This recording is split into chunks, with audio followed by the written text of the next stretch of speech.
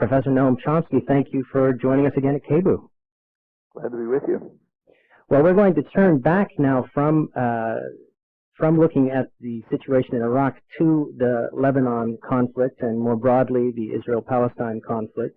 And I wonder if we could start with the speculation on the reasons for this latest Israeli war on Lebanon. What we've seen is actually early on different speculation from people like Ilan Pappé, who focused on a kind of a militarism that has conditioned decision-making in Israel, that is driving them towards a more of a conventional war kind of conflict rather than the so-called low-intensity warfare of the occupation, to thoughts by Tanya Reinhardt that this has to do with the desire for a greater Israel pushing up to the Litani River, and then, of course, Seymour Hersh's latest piece that outlined how this coupled in with U.S. planning. I wonder, what is your speculation on the reasons the reasons that underlie this latest war? Well, the crucial word is speculation. Governments typically regard their own populations as their worst enemy and make sure to try to keep what they're doing secret from the populations. So anyone who's ever looked at the declassified record knows that the security issues are mostly security of the government from the population. Right now, we can only speculate. My own speculation is similar to the ones you cited, but a little bit different. I think the core issue is, as it has been for a long time, Israel-Palestine. The United States and Israel are currently implementing long-standing programs with the intent of eliminating any hope of realizing the international consensus on a two-state settlement, or in fact any serious, meaningful recognition of Palestinian national rights. That's true in rhetoric, but more important, it's true in implementation. So Gaza has been turned into what Israeli human rights groups call the world's largest prison, after it's been devastated by decades of occupation, and is almost unlivable. In the West Bank, the official term for the policy is convergence, and it's described in the media here as a courageous program of withdrawal. In fact, it's a program of annexation of valuable land and the most valuable resources, particularly water, combined with infrastructure and settlement programs designed to cantonize the shrinking Palestinian territories, to break them into unviable cantons, pretty much isolated from one another and from whatever pathetic little corner of Jerusalem will be left to Palestinians, the center of their commercial, educational, cultural life, to be basically eliminated, all of it to be imprisoned as Israel takes over the Jordan Valley. You take a look at a map, you can see what all of this means. All of this is totally illegal, in violation of numerous Security Council resolutions, even recently the unanimous agreement of the World Court, including the U.S. Justice, that the settlements are illegal and that any part of the separation wall that incorporates them is, as he put it, de facto illegal, in violation of international law. But the U.S. has declared itself openly to be an outlaw state that is not subject to international law and agreements. So therefore this continues, and the description here, as I said, is that it's courageous withdrawal. Well, there's only one meaningful source of support for the Palestinians who are facing national destruction. That support is from Hezbollah in Lebanon. So it follows that Hezbollah has to be destroyed. The Hezbollah, however, is integrated completely into Lebanese society. so to destroy Hezbollah, you've got to destroy a lot of Lebanon. A side benefit of destruction of a lot of Lebanon is that it does, here Shai Hirsch's point comes to play, it does, I hope at least, it eliminates or at least reduces a Lebanese-based deterrent to an eventual attack on Iran, if that's ever decided on. I'm skeptical about it, but if they decide, then it does eliminate a deterrent.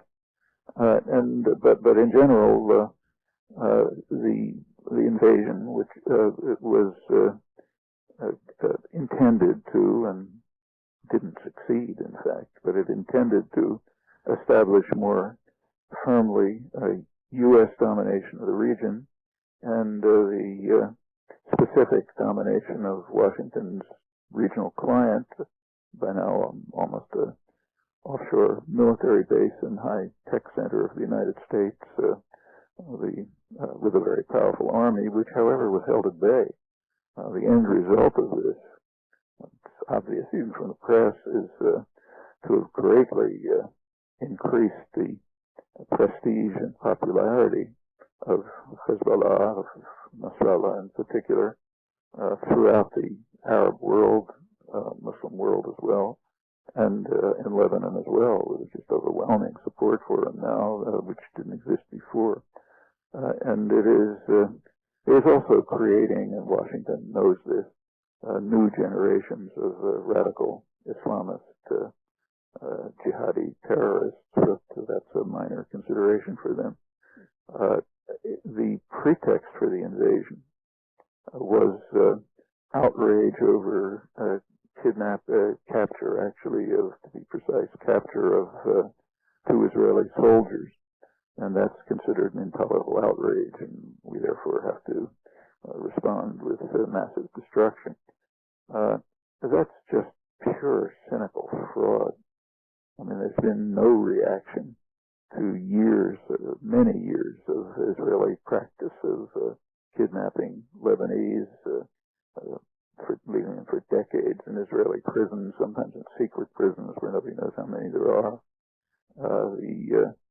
No one ever suggested that just would have justified a massive attack on Israel or even any attack.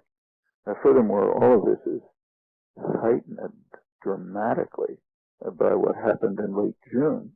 The current upsurge of violence began after the capture of an Israeli soldier by Palestinian militants, Gilad Shalit, right across the Gaza-Israel border.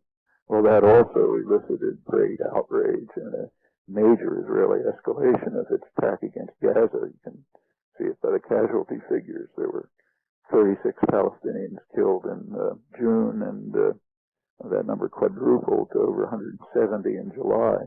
But that was considered completely justified because of that outrageous capture of an Israeli soldier on June 25th.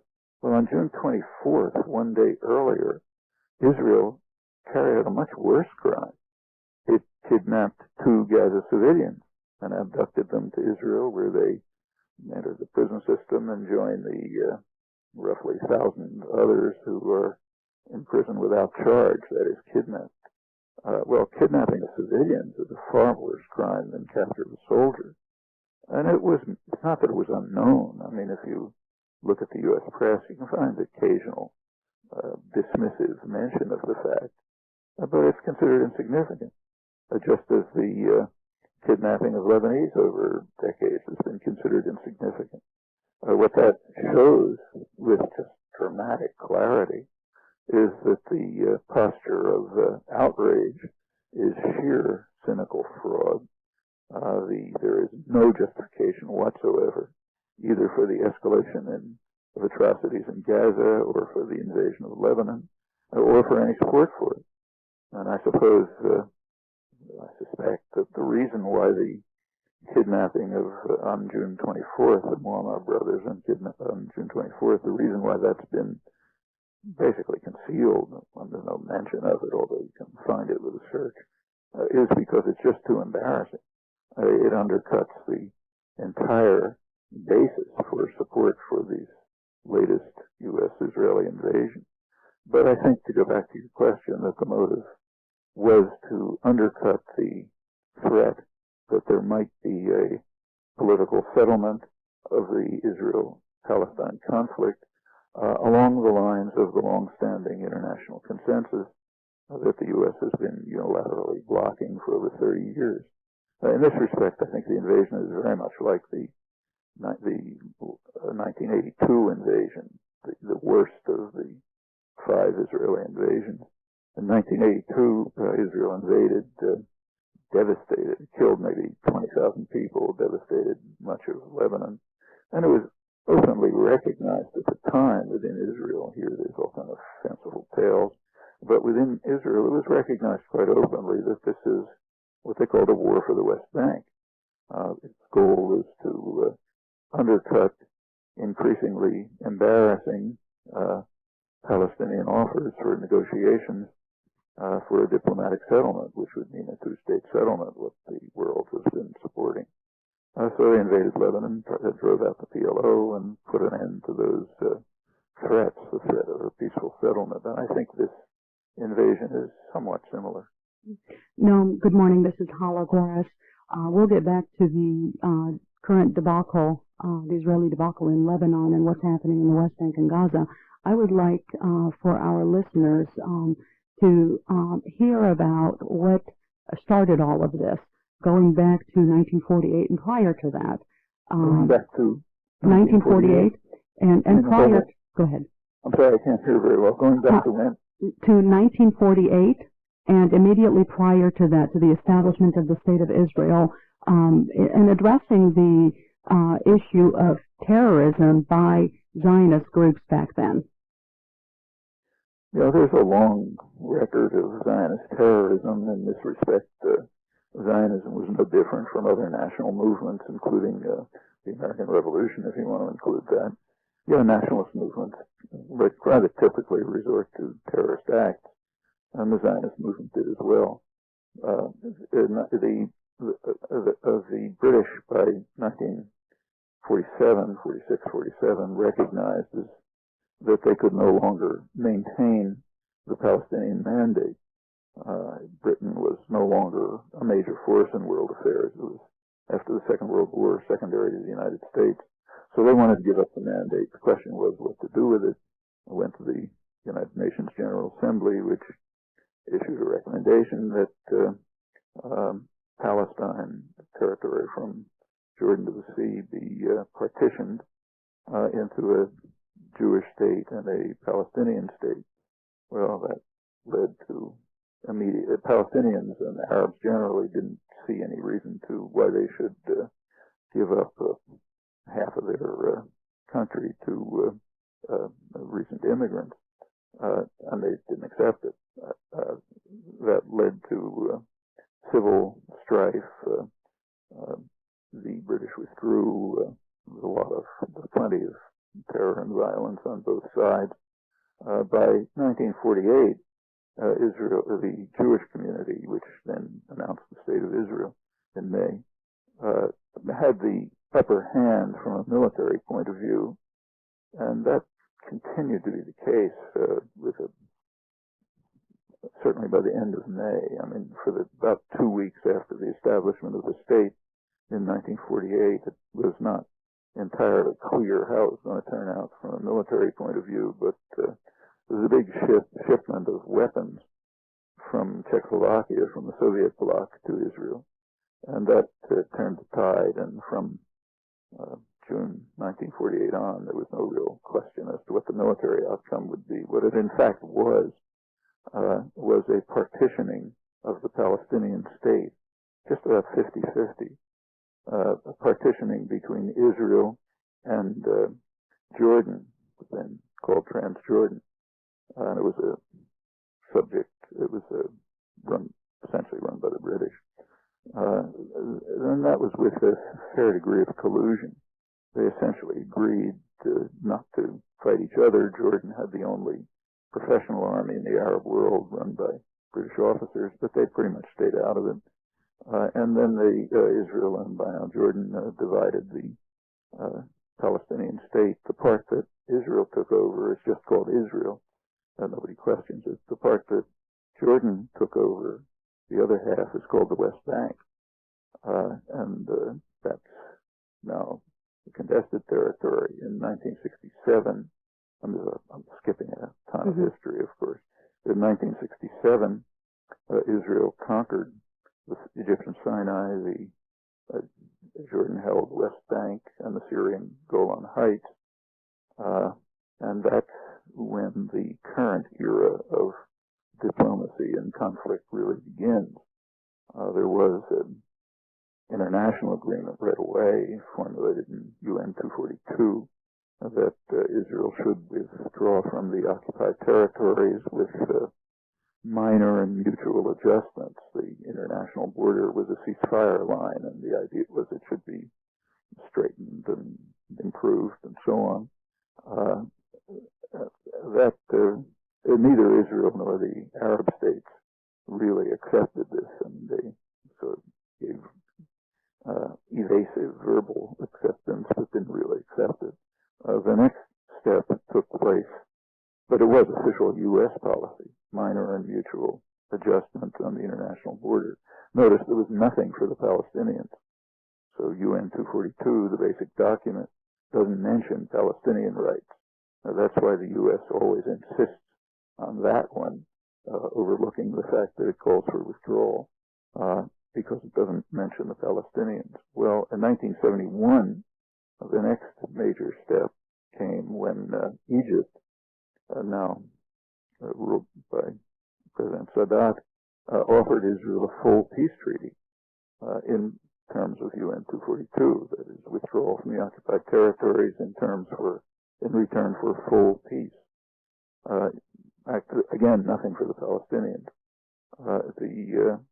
Israel recognized that it was a genuine peace offer. They considered it. They also understood that if they accepted it, it would mean security. With Egypt removed from the conflict, there's no longer any serious international problem. Jordan came along with a similar offer the next year. Israel decided to reject it. They decided to accept, to insist upon expansion rather than security. Expansion at that time primarily meant into the Sinai, northeastern Sinai, Egyptian Sinai, where Israel was driving out thousands of peasants, destroying their towns, preparing for building an all-Jewish city, Yamit, and other settlements. Question was what the U.S. would do. He was always decisive. Well, there was an internal debate, and finally Kissinger won out, and the U.S. supported Israel's rejection of the settlement in a policy that Kissinger called stalemate, his term, meaning no negotiations, just force. Well, that led to the 1973 war, which was a very close thing for Israel. And finally, Kissinger recognized they better perceive that Egypt actually just can't be dismissed, then start shuttle diplomacy. And finally, in 1978 and 79, the United States accepted Sadat's 1971 offer. It's the Camp David settlement. However, by that time, what the U.S. accepted in 1978-79 was, from its point of view, harsher than what it rejected in 1971, because by then the Palestinian issue had reached the international agenda, and Sadat was calling for a Palestinian state in the occupied territories. Well, that was sort of swept under the rug, but Israel did withdraw from the Egyptian Sinai, meanwhile keeping the Gaza, the West Bank, and the Syrian Golan Heights, which it annexed in violation of Security Council orders, by now sort of forgotten. In 1976, to go back a couple of years, that was the first UN Security Council resolution calling for a two-state settlement on the international border. Israel reacted to the calling of the session by bombing Lebanon, killing over 50 people in Nabatea, that was known, like you could read it in the New York Times, but nobody paid any attention to it. That's normal. The U.S. reacted by vetoing the Security Council resolution, as it did again in 1980. And without going through the rest of the history, that's sort of the way it continues. The U.S. has been blocking every diplomatic effort with very slight deviation. I'll go into that if you want. Meanwhile, and Israel, of course, rejects it. But more than just talk, the U.S. and Israel are continuing to carry out settlement and infrastructure programs which create facts on the ground that undermine the possibility of realization of Palestinian national rights in any meaningful form. No. Coming up to today, the current description of these is convergence. That's the Ehud Olmert, Prime Minister's Ehud Olmert's term, convergence, which is described in the United States as courageous withdrawal. In fact, it's a program of annexation, cantonization, and imprisonment. Under this plan, Israel annexes valuable land in the West Bank, the most important resources, namely water, and develops infrastructure and settlement programs which break up the shrinking Palestinian areas into 3 separated cantons, virtually separated from one another, each unviable, all virtually separated from some little corner of Jerusalem that's to be left to Palestinians. It's the center of their commercial, educational, cultural life. And it's all imprisoned because Israel takes over the Jordan Valley. No, I wonder if we could try to link the 73 war with the current war, because the 73 war, as you pointed out, was considered a very frightening defeat in many ways. It was certainly looked very bad for the Israeli military for a time. And it's argued, you've pointed out, that the one thing that folks like Henry Kissinger and American planners and the Israeli planners understand, and that's violence, and that once confronted with an effective war-making country, Egypt in that case, they did cede the land. Sinai was given back and a deal was cut. And I'm wondering, what do you see the likely consequences of what appears to be a significant military failure, setback, however we want to describe it, in terms of this latest war in Lebanon? Well, you're right that was a very serious threat at that time to Israel. In fact, they were actually concerned about the existence of Israel at that time. But now it's quite different. It was a setback, but it was a setback of aggression. They were not able to carry out the destruction of Hezbollah, despite immense devastation. Maybe 1,000 people killed and much of Lebanon destroyed. Huge oil spill, which may go all the way as far as Greece and so on. So there's plenty of destruction, but they couldn't achieve their objectives. So they will effectively withdraw to Israel, probably maintaining control of part of Lebanon. But that's quite different from 1973. There was never a threat to the state of Israel. There were rocket attacks, which were, they in fact are war crimes. They're aiming at civilians, and were harmful, but never threatening a serious security threat to the state. And they were in response to the vast Israeli attack. So what it ends up with is where it started, with Israel in control of the occupied territories, and now will probably proceed more actively with U.S. support to implement its takeover of the West Bank.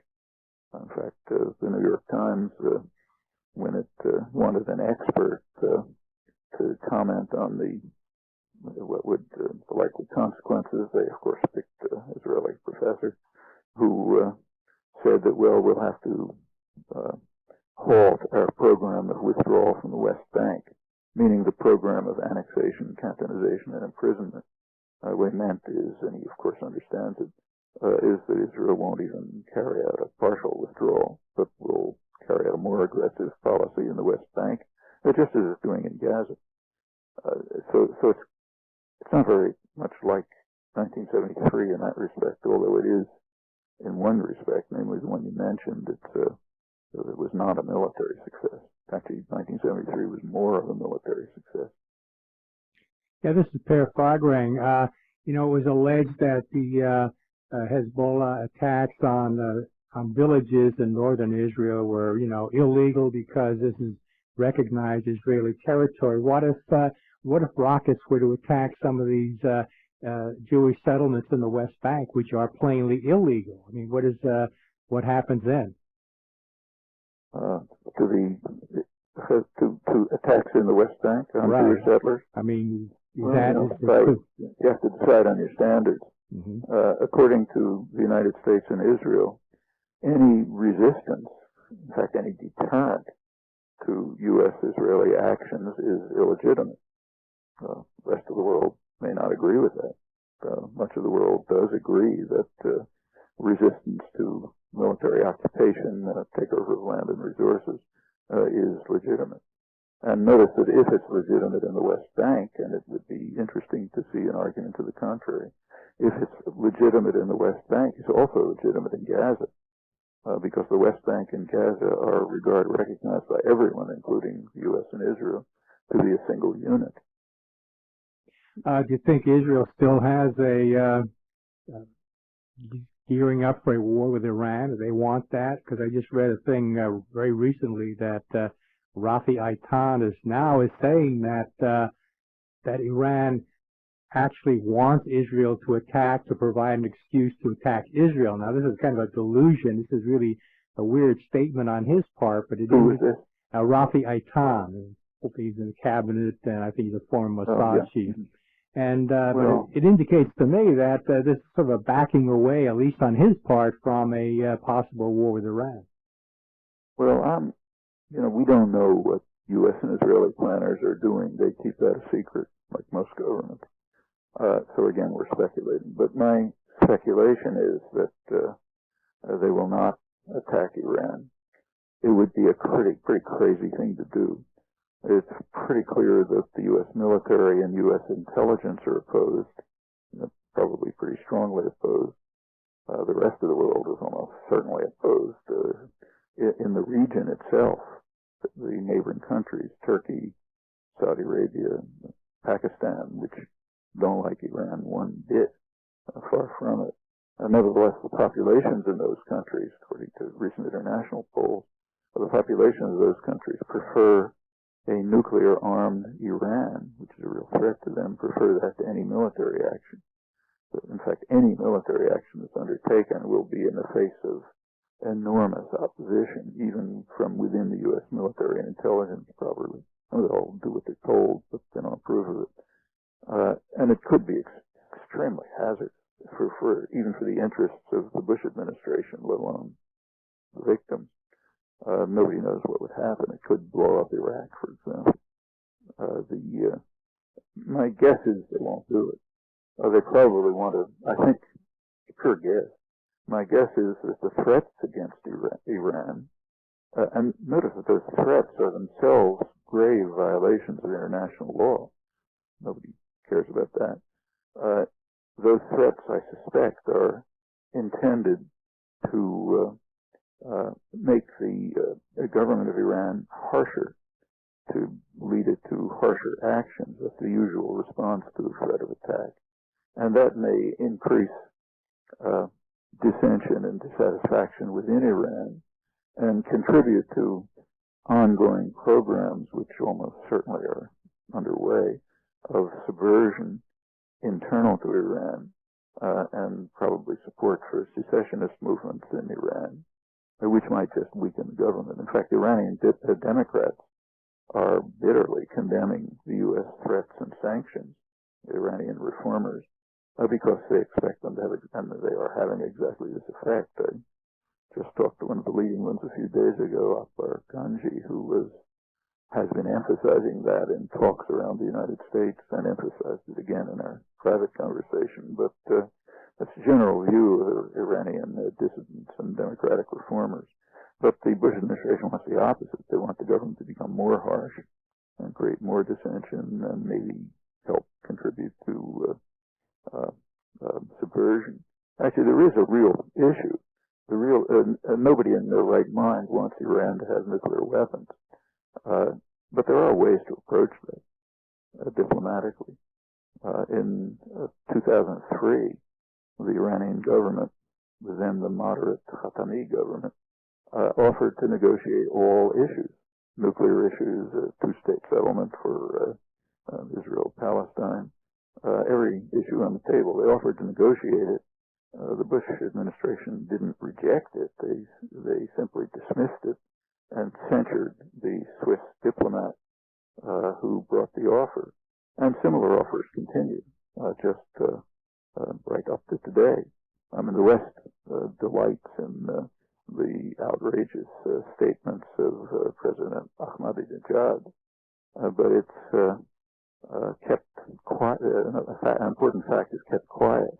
He has a superior, what they call the supreme leader, Ayatollah Khamenei, and Khamenei, has reiterated his support for Iran's support for the Arab League position on Israel-Palestine, which means a two-state settlement with full normalization of relations with Israel. That's supported by Iran as well at the highest level, the most extremist clerics, and has also reiterated a call for negotiations. Now, the version here is that the U.S. has become more forthcoming about negotiations. It's now willing to enter into negotiations, which is technically true, but if you look at the conditions, it's meaningless. The U.S. insists that prior to negotiations, Iran must concede what the U.S. wants to be the conclusion of the negotiations. So Iran must first terminate its programs of uranium enrichment, which everyone agrees are its legal right, as a precondition for negotiations. Now, that's supposed to be the outcome of negotiations, but Condoleezza Rice insists that has to be the precondition. Furthermore, Iran is supposed to enter into negotiations with a gun to its head. The U.S. refuses flatly to withdraw the threat of attack. Well, negotiations under those conditions are not serious, of course. But negotiations are possible, and there could be a positive outcome. Noam, you're absolutely right about no one wanting Iran to have nuclear weapons. However, there's been no pressure on Israel to give up its nuclear capability. Well, there's plenty of pressure. It's just not coming from the U.S. government. I mean, the world, the countries of the region, Iraq, Iran, even under Saddam Hussein, Iran, all the countries of the region have been calling for years for a nuclear-free Middle East. In fact, there are even the international agreements that the U.S. has technically approved of call for a nuclear-free Middle East. That's what everyone wants. The U.S., the former head of the U.S. Strategic Command, General Lee Butler, that's the top agency concerned with nuclear weapons, has warned that Israel's nuclear weapons constitute a very serious danger to the whole region and are an intolerable threat. It's the civilians in Washington who refuse this. They refuse, and that's Clinton just as much as Bush, in fact, goes way back, refused to accept the global, almost unanimous worldwide effort, including in the region, to denuclearize the whole region. Well, that would be one way to solve the problem of Iranian nuclear weapons. There are other ways. It's not reported here, but there are important facts, as important as Iran's formal declaration of support for a two-state settlement and normalization of relations with Israel. As important as that is an issue that's broader than Iranian nuclear weapons. It has to do with production of weapons usable fissile materials. I mean, if there's no barrier to production of such materials, the world's going to blow up. I mean, almost every strategic analyst is familiar with this likelihood and warning about it constantly. Well, there are proposals as to how to deal with it. The most important one of the most important ones was made by Mohammed al-Baradei, the head of the International Atomic Energy Agency, a couple of years ago. He proposed that all weapons-grade, in fact, highly enriched uranium be placed under international control, and any country that wants to use enriched uranium for peaceful purposes should apply to this international agency, and if their proposals are acceptable, they'll be granted access. Well, that would end a much larger crisis than the Iranian nuclear crisis. To this day, as far as I'm aware, there's only one country that's accepted that offer, namely Iran. That's pretty important, but you won't find it reported here. And that offers another way to settle this crisis, and in fact a much broader crisis. And of course, we don't know for certain that the Iranian offers are serious. We don't know that they really mean their formal declaration that they accept the two-state settlement and normalization of relations with Israel. We don't know that they mean to grant an international agency control over production of all fissile materials and to stop it themselves. But we can't. There's only one way to find out, and that's to explore their proposals through negotiations. And that's exactly what the U.S. doesn't want to do. And I should add, the media don't want it either. That's why these things are never reported. These are very important statements and declarations. To conceal them is very dangerous to us. You're tuned to KBOO Community Radio, and you're listening to a special feature program focused on the Middle East. Our guest right now is Professor Noam Chomsky. Professor Chomsky, we've already imposed about 10 minutes over our time limit. Would you like to stay a little longer, or do you have to run off to yet another interview today? I got another interview, but let's try 10 more minutes. Okay. Then I wonder if we could talk. This is a little bit of a change, but it's a question trying to get at the evolution of U.S. foreign policy in recent years. A number of years back, you were one of the few people who had talked about the issue of peak oil as a potential factor influencing U.S. foreign policy planners. And I'm wondering if you think that continues to play a role, and if so, to what degree? Well, actually, I personally haven't emphasized the issue of peak oil. Undoubtedly, the question is real. I mean, oil is a finite resource, and sooner or later, production will peak. As to when it will peak, there's considerable debate, and in fact, it's partly a matter of definition. The more one is willing to pay for it, the later the date of the peak, because there are expensive forms of oil like tar sands and so on that are more expensive to extract, but give a much later date for the peak. The energy corporations are the ones that have most of the data on this, and there's no particular reason to think that they're telling us what they know. But the most conservative of them about peak oil has been ExxonMobil, biggest of them, which in its recent projection, 25-year projection, estimated that within about 10 years, non-OPEC oil would peak. OPEC has, meaning mainly the Middle East, has very large reserves still, and that would be later, maybe a couple of decades later. And they conclude, ExxonMobil, that the expensive forms of oil extraction, like tar sands in Canada and Venezuelan heavy oil, which is vast, they conclude that that's just too expensive. But of course, that's an economic decision, not a decision having to do with availability of oil. Well, maybe that's right, maybe it's not right. However, there's something to bear in mind about this. If the date of peak oil, the timing of peak oil is closer, that may be a benefit. The use of hydrocarbons is more dangerous in the long term than their lack of availability. If an impending peak oil crisis is closer than anticipated, that should drive the United States mainly, but also other countries, to actions that they've already undertaken anyway, namely serious efforts at conservation, which would probably be good for the economy and certainly good for the environment, and search for a kind of sustainable economy and lifestyle which isn't going to destroy the environment for future generations. That's a very serious problem. And we can put it off and say, okay, we'll let our grandchildren worry about it. But the longer countries delay in dealing with this problem, which is very real, the longer they delay, the worse it's going to be. And it could be catastrophic.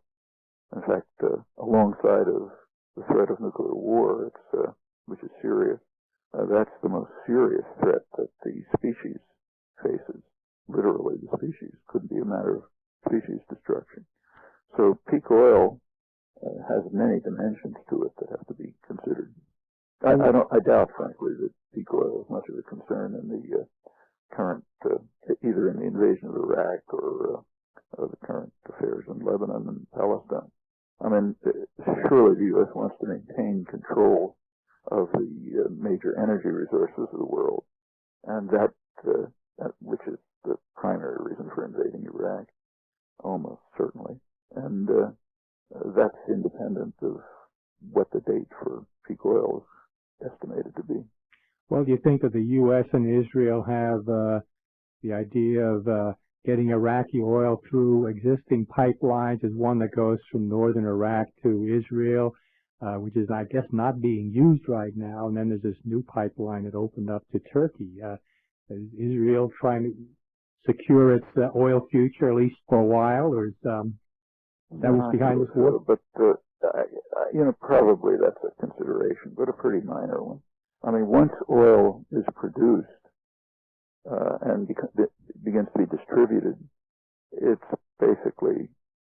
not directed to particular places. It can go anywhere. Israel doesn't face, as long as Israel is a protectorate of the United States, it doesn't face a serious oil crisis any more than anyone else does. Of course, it probably faces a more serious water crisis than oil crisis in the near future. The U.S. certainly wants to. There is no doubt that the U.S. is trying very hard, quite apart from Israel, to ensure that the pipelines from Central Asia, particularly, are under the control of the United States. There's a real international conflict going on about Central Asian resources, oil included, and also, right in the background, Middle East resources. If you look at the pipeline debate, the U.S. just opened a pipeline, in fact, that goes from Azerbaijan, another major, fairly significant producer, ends up in Turkey and carefully skirts Iran and Russia and goes through countries that the U.S. thinks it can control, even though that's not at all the most economical route, just as a matter of controlling what happens to Central Asian resources. But the U.S. isn't in this game by itself. China and Russia especially China, are the basis for an Asian energy security grid, as it's called, and also the Shanghai Cooperation Council, a similar organization, which unites the major economies of Asia and, in fact, Central Asia. Their Central Asian dictatorships are also part of it. And they are trying to seek energy independent of the United States. And Russia has plenty of resources, and China is considered a serious threat in the United States, not because it's a military threat, but because it can't be intimidated. No, this is Hollig, and if I could shift gears a little bit, something that has concerned me for many years here in the U.S. is the progressive community's lack of or failure to address the Palestinian suffering and Palestinian issue. Can you talk to us about why that is so? That's a shocking failure. And it's one of the most disgraceful aspects of contemporary American intellectual and moral culture, and you're certainly right about the progressive community. It's avoided it. Partly, I think, it's out of ignorance. The truth of the matter is simply suppressed. For example, just about everything I was saying before, in this brief run through the history, almost nobody knows. You can't even find it in most scholarship. You have to either read dissident literature or do your own research. People don't have time for that. Another is, since 1967, Israel performed a major service to the United States and to the energy corporations and to Saudi Arabia.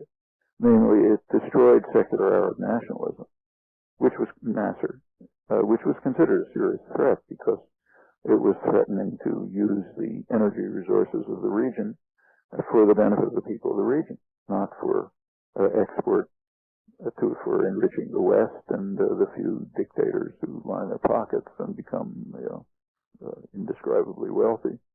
And that was considered a threat. Well, Israel ended that threat.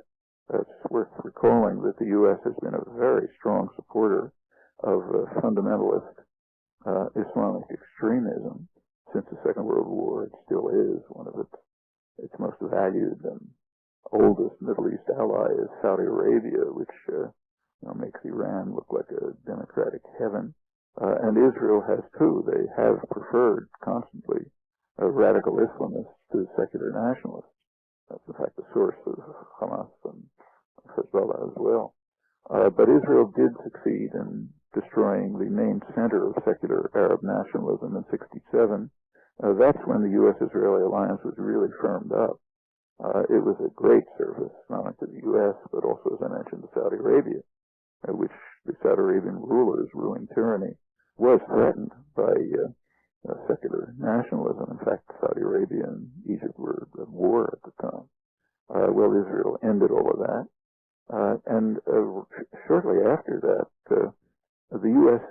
intellectual classes entered into what can only be called a love affair with Israel. They greatly admired its success in violence, its crushing third world people, its performing services to the United States. Of course, all this was dressed in a different garb. It was called, concern to preserve the only Middle East democracy from destruction. The Holocaust, which had been a horror story, obviously, had been pretty much ignored before that. I mean, it was even ignored when it was possible to save the victims in the late 1940s. There were still plenty of victims suffering. They're not here. It became a huge issue after '67. This is a real profound insult to the memory of the victims of the Holocaust to use their hideous fate as a device for justifying the repression of others. But that's actually what's happened. I mean, it's since 1967 that there has to be a Holocaust museum in every town, and if anyone criticizes Israel, you scream Holocaust, and so on. It wasn't true before. And it had to do mostly with justifying the U.S.-Israeli takeover of the occupied territories and rejection of a diplomatic settlement. But that's the core of the intellectual culture, the moral intellectual culture. It's all the people hear. You don't read anything else. So, for example, this morning's newspaper happens to quote one of the moderates who has been in and out of government, Edward Walker, is now president of the Middle East Policy Institute, and he is, by U.S. standards, kind of a moderate, dovish figure. He describes U.S. policy pre-Bush as being a neutral, honest broker trying to achieve peace.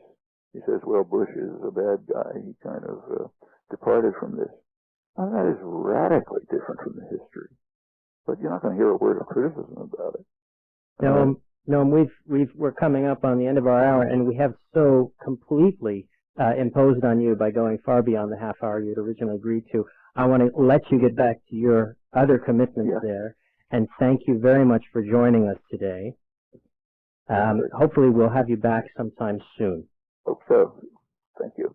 And that was Institute Emeritus Professor of Linguistics at MIT, Noam Chomsky. And if you want to read more about the topics that he was just now discussing, and there's plenty more to read about in terms of that history, recently republished is his initial collection of essays, Peace in the Middle East. It's been republished as Middle East Illusions.